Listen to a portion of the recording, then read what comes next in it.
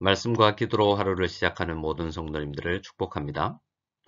함께 보실 말씀은 요한복음 14장 1절에서 14절입니다.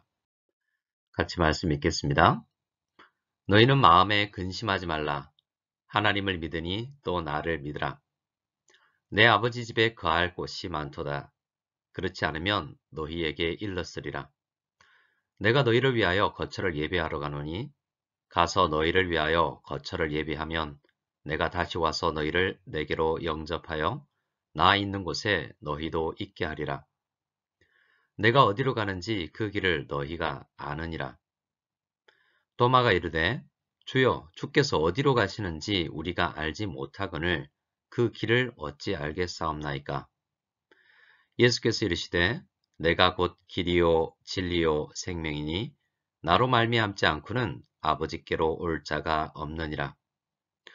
너희가 나를 알았더라면 내 아버지도 알았으리로다. 이제부터는 너희가 그를 알았고 또 보았느니라. 빌립이 이르되 주여 아버지를 우리에게 보여 주옵소서. 그리하면 족하겠나이다. 예수께서 이르시되 빌립아 내가 이렇게 오래 너희와 함께 있으되 내가 나를 알지 못하느냐? 나를 본 자는 아버지를 보았거늘 어찌하여 아버지를 보이라 하느냐? 내가 아버지 안에 거하고 아버지는 내 안에 계신 것을 내가 믿지 아니하느냐? 내가 너희에게 이르는 말은 스스로 하는 말이 아니라 아버지께서 내 안에 계셔서 그의 일을 하시는 것이라. 내가 아버지 안에 거하고 아버지께서 내 안에 계심을 믿으라. 그렇지 못하겠거든 행하는 그 일로 말미암아 나를 믿으라. 내가 진실로 진실로 너희에게 이르노니 나를 믿는 자는 내가 하는 일을 그도 할 것이요 또한 그보다 큰 일도 하리니 이는 내가 아버지께로 감이라. 너희가 내 이름으로 무엇을 구하든지 내가 행하리니 이는 아버지로 하여금 아들로 말미암아 영광을 받으시게 하려 함이라. 내 이름으로 무엇이든지 내게 구하면 내가 행하리라. 아멘. 오늘 우리가 묵상할 요한복음 14장은 십자가를 지시기 얼마 전을 앞두고 계신 예수님께서 행하신 예수님의 고별 설교의 한 부분입니다. 13장을 보면 이 설교가 가룟 유다가 예수님과 제자들을 떠난 직후에 시작이 되었다는 것을 알 수 있고요. 14장 31절에서 장소를 이동하시면서 이 일부 설교가 잠시 멈추고 또 15장에서 16장까지 다시 설교가 이어지는 것을 볼 수 있습니다. 중간중간 문답식으로 진행되는 이 설교를 통해 은혜를 받기를 원합니다. 오늘 본문은 제자들에게 마음에 근심하지 말라라는 요청으로 시작을 합니다. 제자들은 지금 마음에 근심을 하고 있다는 것이죠. 왜 그럴까요? 그 이유는 예수님께서 앞서 13장에서 제자들에게 말씀하시기를 잠시는 그들과 함께 있겠지만 곧 이전에 유대인들에게 이야기를 했던 것처럼 그들을 떠나 다른 곳으로 가시겠다고 한 말씀 때문입니다. 제자들의 입장에서는 참 당황스럽고 어떻게 반응해야 할지를 모르는 말씀이었을 것입니다. 그래서 베드로는 예수님 어디를 가든지 목숨을 버릴지라도 따르겠습니다 라고 간청했습니다. 그런데 예수님은 그런 강한 헌신의 말을 하는 베드로에게도 너희가 나중에는 오겠지만 지금은 따라올 수 없다라고 하셨습니다. 가장 의지가 강하다고 할 수 있는 제자인 베드로조차 예수님을 따라갈 수 없다고 하니 다른 제자들의 마음에 큰 근심이 몰려온 것입니다. 18절 말씀을 보면 예수님은 자신을 따라올 수 없는 제자들을 향해서 고아라는 표현을 사용하시기도 하십니다. 지금 제자들의 마음이 마치 부모의 손길이 가장 필요한 어린 아이가 부모를 잃고 고아가 되었을 때의 마음의 상태, 그러한 막막한 상태였다는 것을 표현하는 것이죠. 지금 우리 교회에도 남편과 아내가 아이들과 엄마가 피치 못할 사정으로 잠시 떨어져 있는 몇몇 가정들이 있죠. 그러한 마음을 헤아려 보면 지금 제자들의 마음이 어떤 근심인지 유추해 볼 수 있을 것입니다. 제자들은 3년 전에 자신들의 직장을 버리면서 예수님을 따르기 시작했지 않습니까? 제자들은 직장 생활에서 미래를 만들어가는 것을 버리고 예수님의 제자가 되어서 예수님께 그들의 모든 미래를 맡긴 것이나 마찬가지였습니다. 자기가 존경하는 사람이 꼭 대통령이 될 것이라고 믿고 직장까지도 버리고 선거 캠프에서 상주하며 헌신했는데 갑자기 대통령 후보가 선거를 그만두고 먼 외국으로 갈 것이라고 이야기하면 그리고 따라오지 말라고 하면 그를 따르던 사람의 심정이 어떻겠습니까? 제자들은 지금 그러한 심정이었다는 것입니다. 그렇게 마음에 근심하는 제자들에게 예수님이 요구하시는 것이 무엇입니까? 제일 먼저 근심하지 말아야 한다라는 것입니다. 그리고 또 예수님을 믿으라라고 요구하십니다. 우리 성도들에게 근심을 몰아내는 가장 큰 비결은 예수님을 제대로 믿는 것입니다. 오늘 말씀에서 이 사실을 다시 한번 확인하고 믿을 수 있기를 바랍니다. 그러면 예수님을 믿을 때 구체적으로 무엇을 믿어야 할까요? 2절, 3절에서 말씀하십니다. 예수님께서는 이제 곧 육체를 떠나서 더 이상 제자들과 함께 하시지 않으실 것이지만 예수님은 아버지의 집으로 가서 제자들과 그리고 우리 모든 성도들과 함께 머물 거할 곳이 많은 집을 예비하러 가신다라는 것을 우리는 믿어야 합니다. 예수님이 말씀하시는 이 집은 이스라엘 백성들이 하나님의 임재의 장소로 가장 신성시하는 성전의 원형입니다. 많은 성도들이 그동안 모형으로 간단하게 지어진 그곳에서 놀라운 하나님의 임재를 경험했다면 예수님이 그 집을 완성하시고 오시면 우리는 모두 완전한 하나님의 임재를 경험하게 될 것이라는 것을 믿어야 한다는 것입니다. 또 우리가 믿어야 할 것이 있다면 예수님께서 제자들과 우리 모든 성도들을 그 아버지 집으로 데려가기 위해 다시 오실 것이라는 사실을 우리는 믿어야 합니다. 그리고 4절을 보면 조금 이해하기 어려운 말씀이 기록되어 있습니다. 내가 어디로 가든지 그 길을 너희가 아느니라고 말입니다.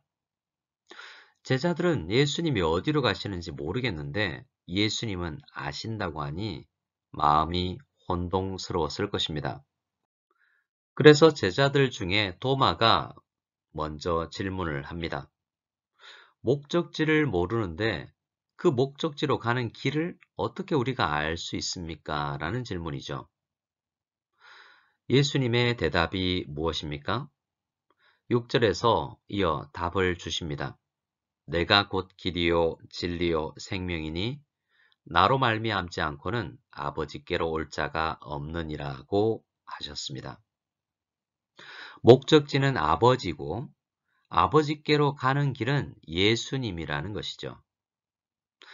제자들은 이미 예수님이 어떤 분인지 3년 동안 경험하면서 예수님의 성품과 그의 신성과 인성을 믿고 있기 때문에 이미 길을 아는 것이나 마찬가지이고 그리고 그 길이 참되다고 가르쳐 줄 선생님도 예수님밖에 없으니 예수님이 진리이신 것이며 또 예수님을 통해서 참된 생명, 곧 아버지와 함께 거하는 축복을 누리게 되기 때문에 예수님은 생명이시기도 하신 것입니다.